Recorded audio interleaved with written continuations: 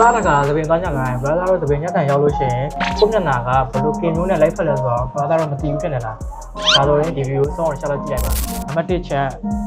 brother တို့အသက်အရွယ်ကြောင့်သပင်ရမ်းပါနေလို့ရှိရင်အသက်နိုင်ဆုံးသပင်ကို full cut သို့မဟုတ် quick ညက်ပါညက်ပြီးရတယ်အပေါ်ကသပင်ကိုကျွန်တော်တို့ခြေသားဖွာပေးပါဒါဆိုလို့ရှိရင်တော့ brother တို့ရဲ့သပင်က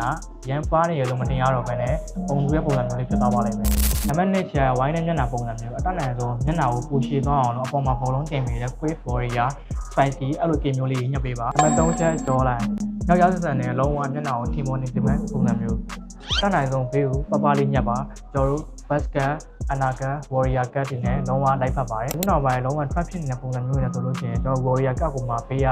low fade mid fade high fade တက်လို့ပြင်နိုင်ပါတယ်နံပါတ်4ချက် over fade ဒီပုံစံကတော့ကျွန်တော်တို့လူကြီးလူငယ်တွေလုံးဝမြန်မာနိုင်ငံမှာအညံ့များသောပုံစံဖြစ်ပါတယ်တက်နိုင်ဆုံးသူ့ရဲ့သပင်ပုံစံကတော့တန်တန်လေးသွားရဖြစ်တဲ့ကြောင့်ညနာကိုလုံးဝဖုံးမထားပဲအနောက်ကိုလှန်ထားတဲ့ပုံစံမျိုးတွေဥပမာကျွန်တော်တို့ side back slip back ပုံစံမျိုးတွေနဲ့လုံးဝဖတ်ပါပဲကျွန်တော်နိုင်ငံမှာအညံ့များသောပုံစံမျိုးဖြစ်ပါတယ်နံပါတ်5ချက်လုံးဝသတိထားတဲ့အချက်ဖြစ်ပါတယ်သိရင်သပင်ကမာကောက်ကျန်းပွားနေရဆိုလို့ရှိရင်တက်နိုင်ဆုံးဘူကတ်မူလန်ညက်ပါတယ်